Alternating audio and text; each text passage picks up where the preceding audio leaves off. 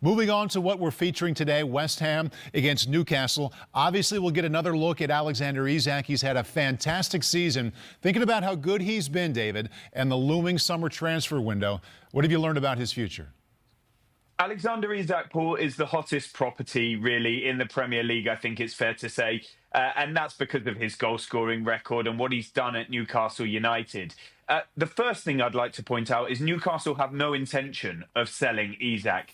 They've got him under contract until 2028. They pay him very handsomely.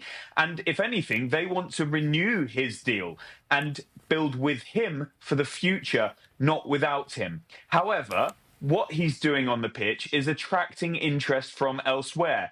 Mikel Arteta, for example, would love to sign him for Arsenal. He's at the top of their list if they're going to recruit a striker this summer, which they intend to.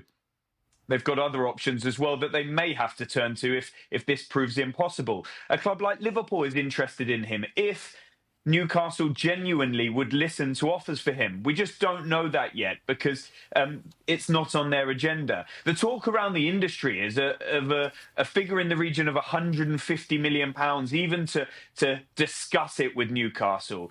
But that's all hypothetical at this point. It's a situation we're going to have to watch very closely. It may have an impact depending on whether Newcastle qualify for the Champions League next season or not, because we regard Alexander Isak as a Champions League level player. And so that will be an interesting factor and makes these final weeks and months of the season critically important.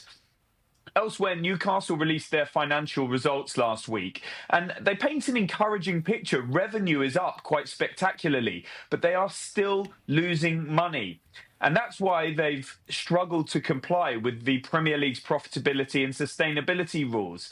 And they have had to make some very tough decisions. We've seen a lot of players sold, players not coming into the club in such numbers in terms of signings. I think they will like to do business in the summer market, but they will still have to be very careful in balancing the books.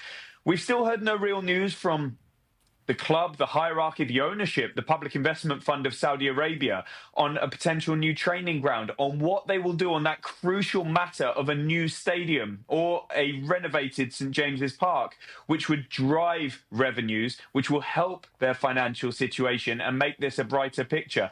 It's a really delicate time, you feel, at St James's Park, but right now their priority is Sunday and the League Cup final against Liverpool. Can they lift a trophy after so many years of waiting? And they'll have Alexander Isak, hopefully for them fit. He is tonight. But that question about his future, I don't think will go away. And they would like nothing more than to get to Sunday with the victory today against West Ham. David Ornstein, our Premier League insider, thank you.